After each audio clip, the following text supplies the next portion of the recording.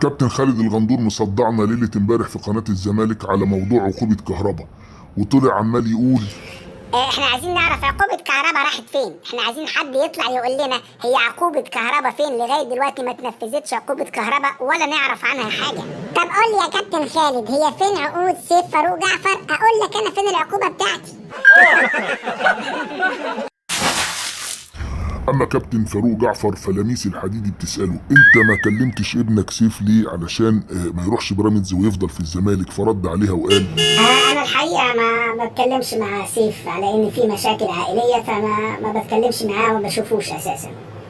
طبعا يا صديقي انت عجبك المقطع ده من الحلقة، لو عايز تشوف الحلقة كاملة هتتوجه دلوقتي على اليوتيوب وابحث عن قناتنا 21 فان ستريت واشترك فيها دلوقتي فورا علشان تشوفوا الحلقة كاملة وعلشان تشوف باقي حلقاتنا هتعجبك جدا. إلى اللقاء ونلتقي على 21 فان ستريت على اليوتيوب.